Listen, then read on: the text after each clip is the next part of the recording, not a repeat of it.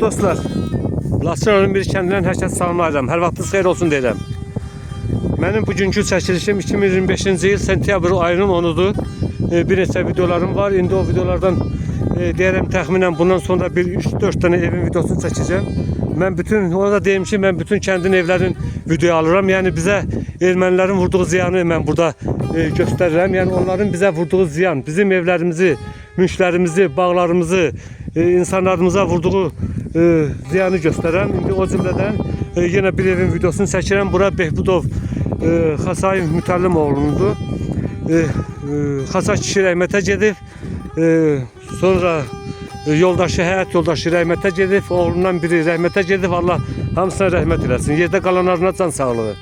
İndi mənim çəkilişimdə mən ilk növbədə evin belə ön görüşünə sizə çəkirəm. Onu da göstərirəm ki, yəni evdə yaşayış olub yoxsa yox. Bu evdə mən baxıram ki, yaşayış olmur. Yaşayış olan evlərin hər birində nömrə qoyulur. Nömrədə bilinir ki, bu evdə erməni müvəqqəti olsa da məskunlaşıb yaşayır. O evləri nisbətən biraz saxlanılır. Yəni o evdə biraz uçqunluq, məsələn görkəm biraz o görkəm olmur. Yəni biraz yaxşı vəziyyətdə olur. Ancaq ki, hansı evdə yaşamayıblar, ermənilər bura gələn kimi həmin evləri qarat ediblər. Bütün evlərin, əşyaların, evin, materialın, üstünün, polun, patologun, hər şeyi nə varsa daşıyıb. Sonra başarmadıkların evə ev vurub yandırıblar. Evə od vurub yandırıblar. Yəni evi məhv ediblər, viran qoyublar. Onların bura gəlişi məqsədli şəkildə olubdur ki, evləri məhv eləsinlər. İkinci dəfə, yəni bura bizim cəmaatdan gələn olan vaxtı burada məskunlaşmaq olmasın, cəmaatımız bura yəni bir daha yaşamasın. Onlar yəqin ki, belə mən fikirləşirəm ki, onlar bu təyinatı, bu deməli təlimatı öz həvədarlarından, Amerikadan, yəqin ki, Fransadan, ola bilsin ki, Rusiyadan, hansı tərəfdənsə bilmirəm. Yəni onlar təlimatlar vəziyyətdə gəlirlər bura, evlərimizi bax bu cür viran qoyurlar. Yəni mən yaxınlaşsam evə, evdən sizə az olsa məlumat verəcəm. Bu evin ön görüşüdür, bura şüşəbənd olubdur. Evdən heç nə burada qabaqdan görsənmir. Yəqin ki, mən bilmirəm, təxminən yox, dəqiq mən pilləkənin gedən yerindən çəkim göstərim.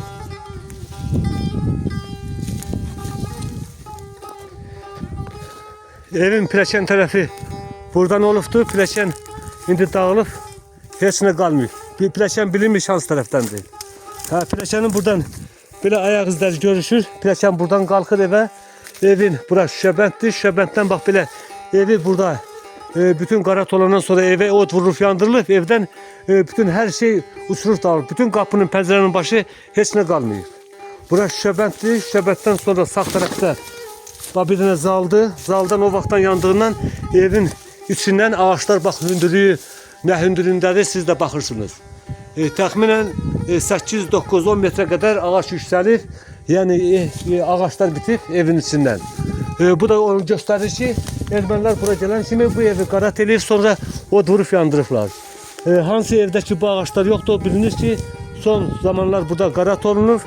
O evdə yaşayış olur. Son bu 5 ilin içində ağaçların yəni vəziyyəti bu hündürlüyündə olmazdı. Biraz az olardı. Sonra ikinci otağı mən arxa otağı sizə çəkirəm. Bu evin içindən alkas ağaçları bax bu cür bitib. Belə bu da görünür. Yəni göz qabağındadır. Evin deməli ev təmirli olubdur. Evin küçlərində belə boya işləri az da olsa görükür. Neçə illər ki ev yandığından evdə heç nə qalmıyor. Bütün evin malası, boya işi hamısı tökülüb. Ancaq mən sizə bir də evin yan tərəfindən sizə göstərim. Mən evə gələndə bu tərəfdən gəlməmişəm. Ancaq evin bu sol tərəfdən mən sizə evin fasonunu göstərəm. Yəni bu bizim kənd evlərində bax belə, yəni bizim öz adətimizlə tikilən evlər olubdur. Evin pəncərələri, qapıları bu cür tağ şəkildə, çox gözəl şəkildə, çox gözəl üsulda düzəlmiş olubdur. Yəni həmin o da bizim dağ daşı, qara daşdan, yonma daşla tikili olubdur. Bütün evlərimizin tikili forması, bax sizə bu daşları göstərəm. Siz də baxın. Evin küç daşları bu cür yonma daşla çox gözəl şəkildə inşa olunub. Bizim divarların bura dağ yeri olduğu üçün bütün dağ daşına tikildiğine bütün evlərimizin divarı 60 santimdən olubdur. Sonra buradan ikinci Otağı yenə də mən sizə ön görüşünü göstərim.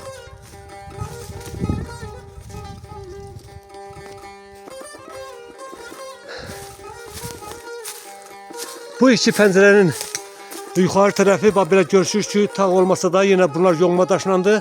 Bu tamamilə başqa üsulda düzəltdi. Yenə bunlar çox gözəl şəkildə bax belə işlənilib, hazırlanıb. Rəhmətli Xasay kişinin evindən bu qədər. İndi mən məhəllədən də biraz az da olsa sizə çəkiliş edəcəm, göstərəcəm. Ancaq bu da bizim kənd sakinlərimizdən bu videonun iştirakçısı oldular. Elias dayı buraya yaxına gəlin. Bir də bu nəsildən olan Ali Baba, siz də bura gəlin. Mən ilk növbədə əmisi oğlu Surxan müəllimin oğluna az da olsa söz verirəm. Ali Baba, siz də bu evdən, bu nəslin törəməsindən siz də az da olsa öz sözünüzü deyəsiniz bu evdə. Vəziyyətlə çox zəhmətkeş olub benim. Əmin oğlu olsa da məndən böyük olduğu üçün mən onu əmin demişəm. Əmin zəhmətkeş olub, vəziyyətkeş olub. 5, 6, 7 uşaq saxlayıb, hamısı xan şeklində. Ev tikir, şərait yaradıb. Allah ermənin tifaqını dağıtsın. Vətər yemək, doludan danışa bilmirəm. Bizim zəhmətimiz necə gəlir, əlimizdə qaldı. Bu 30-35 il bizim cəmaata çox böyük təsir göstərib. Bizim cəmaatımız həmi olanı unutmuşuq, elə bir sanki o keçmişi biraz yadımızdan çıxartmışıq. Bizim həyatımız bizim üçün, bizim həyatımızı deyərəm ki, erməni vandamları bizim həyatımızı puç eləyiblər, məhv eləyiblər. Demək, yaddaşımızda qalan bir çox şeylər var ki, onlar da məqam gəlir deyə bilmirik, dolxuruq, yəni ki, bir gözümüz güləndə o bir gözümüz ağlayıb. Məsələn, üzdən gülmüşüksə, bizim içimizdə qəlbimiz ağlayıb. Ona görə də Ali Baba o qədər sözünü çatdıra bilmir, deyə bilmir, ancaq bu da başa düşüləndir. İndi bizim yenə də videonun iştirakçısı oldu, bizim kənd sakinimiz Elias dayıdan, Elias babadan yenə də bu məhəllədən sizə yenə də söz verirəm. Siz də bir kəlmə söz deyəsiniz, ancaq yenə mən bir dənə şey sizdən xahiş edirəm ki, öz fikrinizi deyəsiniz. Buraya deyirlər gələcəkdə deməli hökumət tikən evlər olacaqdı.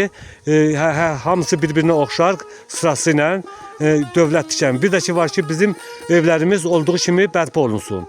Mən şəxsən özüm o fikirdəyəm ki, bizim evlər olduğu kimi bərpa olsun. Yəni bizim ata yurdumuz, baba yurdumuz, yəni bizim atamız qoyan burada daşlar bizim üçün əziz müqəddəsdir. Yəni bizim atamızın burada əl işləri var.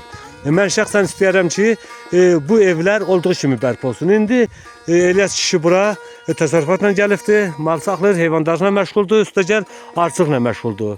Mən də elə sizdən xahiş edirəm ki, biraz da olsa siz özünüz şərh eləsiniz, özünüz deyəsiniz. Buyurun. Allah sənin köməyin olsun. Sən çox çəkilişlər aparmışsan. Çox yerləri cəmaatda tanımayanlara tanıtmışsan. Ömrün uzun olsun. Allah'ım sizdən sayılır. Sağ olun, sağ olun. Bu da bizim boyumuza düşən borcumuzdur. O kişiyle de biz Allah rahmet eylesin. Hele her içinde arkadaş, asatırlar. Bunlar bile bir çapar bizim çelim. Burada bir çapar konuşuyor. En dostum olan kalan bir sözlerden konuşulur. Şimdi sen bak dersen ki evler dikilecek, olacak. Ben isterdim ki yine bunun zürriyatlarından konuşuyorlar. Böyle yüreğim istedim. Bir o kadar hayırlı işleri konuşulmuş. Bir o kadar yanımda olmuş. Yox, mənim dediyim fikrin üstündən biraz yayılmayın. Mən deyirəm evlərimiz olduğu kimi bərpa olsun, yoxsa yeni evlər tikilsin. Yox da, bərpa olsa yaxşıdır, əlbəttə. Öz dədə baba məhəlləmizdə olsa yaxşıdır. Bərpa olmağından istəyirəm ki, bərpa olsun. Kənd sifətini itirmə. Öz quruluşunda. Şahsən bizim... Ay, sağ olun. Kənd sifətində olsun. Bizim evi şahsən ermənilər yandırıb, olduğu kimi durur. Ona az bir miqdarda xərc lazım ki, onu düzəldim. Yoxsa mənə 150-160 min manat yer lazımdır. Az xərclə mən özümü bərpəli sınaya bilirəm. İndi sizdən də bu qədər. Çox sağ olun. Sizin də fikrinizə mən də razıyam. Yəni mən də elə o fikirdəyəm ki, bizim evimiz olduğu kimi bərpa olsun. Dövlət bərpa eləsə bərpa eləsin, bərpa eləməsə bizim özümüzün ustamız, fəhləmiz, özümüz indi bu qaşın dirəcin olandan da bəri maşallah olsun, ustalarımız çoxdur. Yəni bu bizə o qədər gözümüzü qıran deyil. Bu videonun çəkilişində rəhmətli Xaçar kişinin qızı da buradadır. Tarih xanıma da söz verim. Ata yurdundan siz də öz sözünüzü deyəsiniz. Tarih. Mən istəyirəm ki, öz ata yurdumuzda olaq, atam nəzəriyyətinin üstündə olaq. Rəhmət çəkdik, valla şəhidlərimizə rəhmət eləsin, qazilərimizə can sağlığı versin. Onların sayəsində biz ölkəmizə, vətənimizə gəlmişik. Mən çox istəyirdim ki, atam nəzəriyyətinin, yəni üstündə olun, də elə ata-baba yurdunu bərpa eləyək. Öz yerimiz olsun. Atam nəzəriyyətinin öz yeri olsun, öz həyatımız olsun. Başqa sözünüz yoxdur ki? Mənim rəhmətli Xaçar kişinin də mələsindən bu qədər. Allah videonun sonunda yenə deyirəm, Allah şəhidlərimizə rəhmət, qazilərimizə şəfa versin. Allah millətimizi, Allah veteranlarımızı qorusun. Allah ali baş komandanımıza can sağlığı, millətimizə səbir versin. İnşallah gələk bu yerimizi, yurdumuzu bərpa eləyək, bu həyatımızı davam eləyək. Rəhmətli Xaçar kişinin də evindən bu qədər. Xəttə qalın, inşallah videonun davamı gələcək. Bir daha videonu izlədiyiniz üçün hər kəsə təşəkkür edirəm. Sağ olun, var olun.